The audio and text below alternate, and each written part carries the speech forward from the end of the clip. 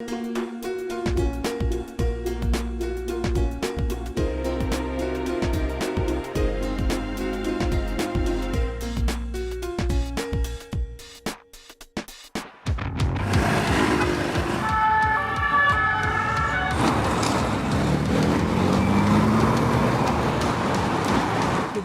causes stress.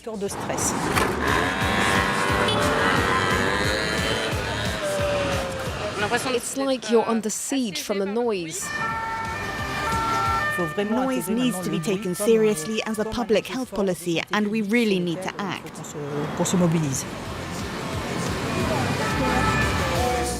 And welcome to a new edition. I'm Nadia Sharbi, and as you may have gathered, this week we're putting the focus on noise pollution, this in the wake of a recent French report. You find us today on one of Paris's busiest roundabouts atop the Champs-Élysées. And given the ongoing racket, you'd be forgiven for thinking that the Arc of Triumph has been wrapped and muffled for sound protection. In fact, it's a tribute to late artists Christo and Jeanne-Claude. But as you're about to see, learning to live with such an ongoing raucous has become something of an art form. This is what it can mean to live next to a major road. An unending parade of vehicles and the incessant roar that goes with them. We're in a situation close to the danger zone when you go above 70 decibels during the day. Mathieu Sino works for Bruitparif, an organisation that monitors the sound pollution that's become such a problem for Parisians. In particular, those who live near major construction projects like these, where workers and their machines are extending a local tram line. We're at nearly 80 decibels, between 75 and 80. So you're already at a pretty high level of intrusion. That's going to lead to a loss in quality of life and generate stress and fatigue. And it could also lead to trouble with concentration. As they go on, local residents have to learn to live with it. Maud Bourgerie has even taken to wearing earplugs while walking around her district. It's like you're under siege from the noise, these repetitive sounds. Maud dreams longingly of a peaceful environment, but even inside, there's little respite. And on a hot summer day, opening up the windows here will do little to bring much comfort.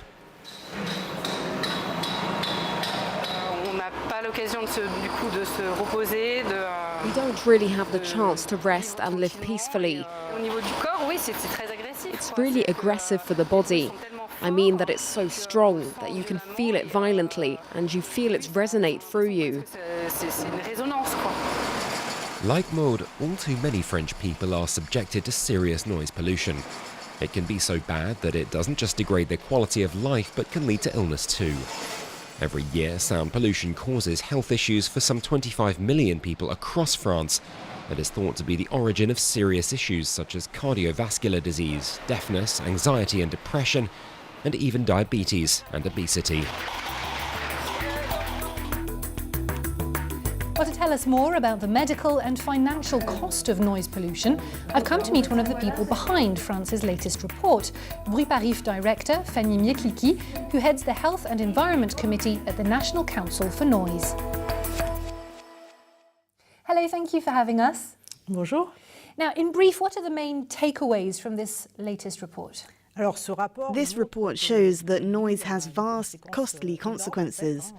We're talking about 156 billion euros a year.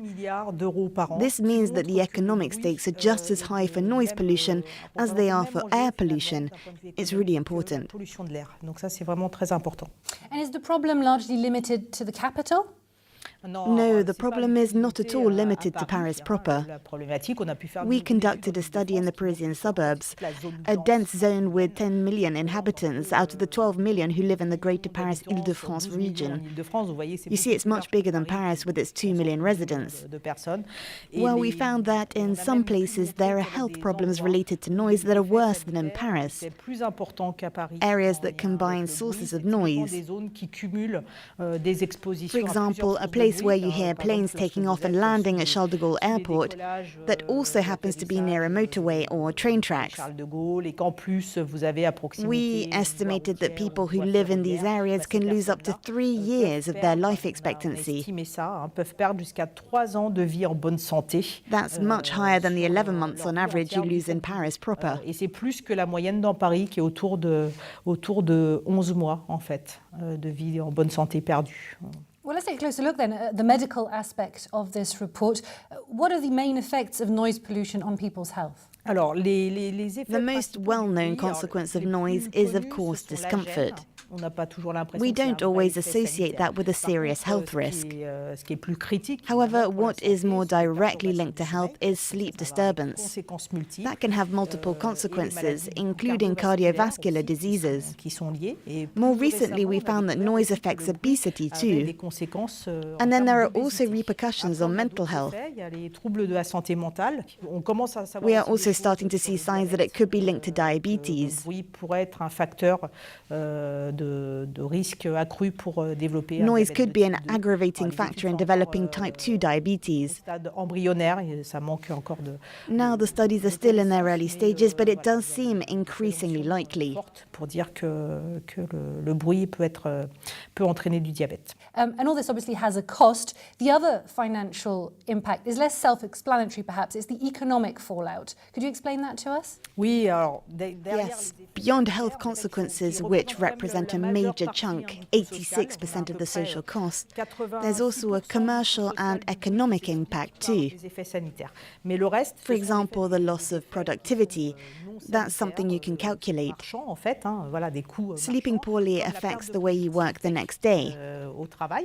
Some people even get paid sick leave because of noise pollution.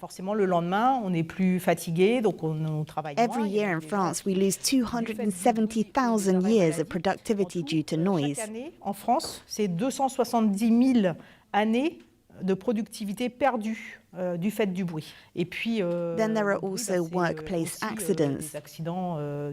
And finally, another economic consideration is the fall in real estate prices. If you live near very noisy infrastructure, then your house will lose value. These types of costs are significant and represent a sizable portion of the overall price of noise. Une bonne partie du coût global. And are there other cities that do better elsewhere in Europe, for instance? Alors, c'est assez difficile. Every community faces the same problem as noises everywhere. But then there are specific situations according to each city. Here in the Greater Paris region, there's a specific situation surrounding the airports. In Paris, there are pavement coverings that can both combat noise and urban heat island effects. That's a kind of initiative that other cities have been keeping an eye on. Elsewhere, for example, in Geneva, there's a point-based system for nightlife establishments. In Switzerland and Germany, there are policies geared towards lowering the speed limit overnight. There are several ways to tackle different issues. What's important is that cities communicate and exchange good practices, feedback on policies, etc. That will really help tackle the problem of noise in a significant way. This is the whole point of our report on the social cost of noise, to show that this topic needs our attention, because a lot is at stake. As much as air pollution.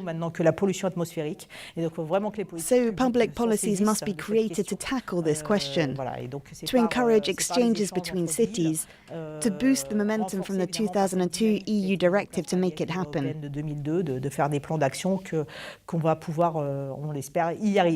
Fanny Mietlicki, thank you very much. Merci.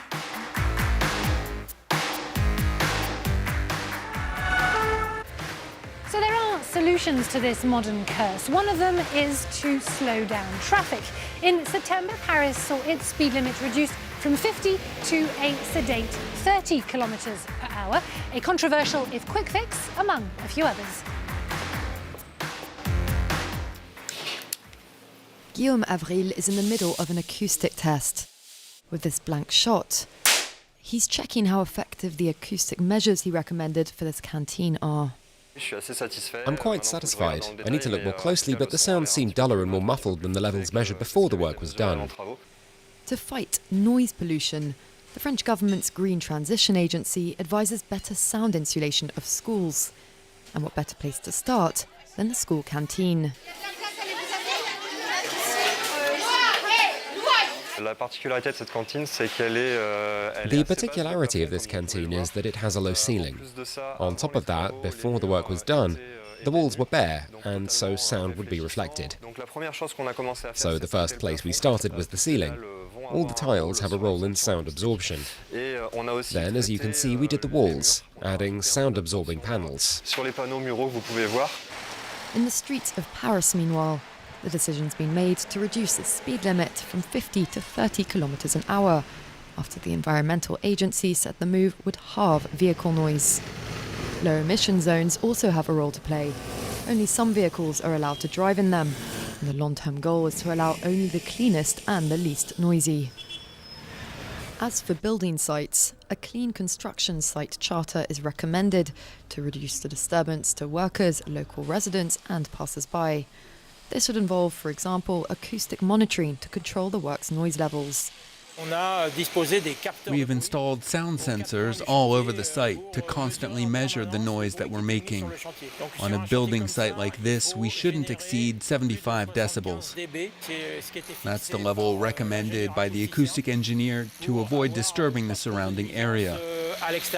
Our workers also have earplugs which have been molded to their own ears, which makes them much more effective.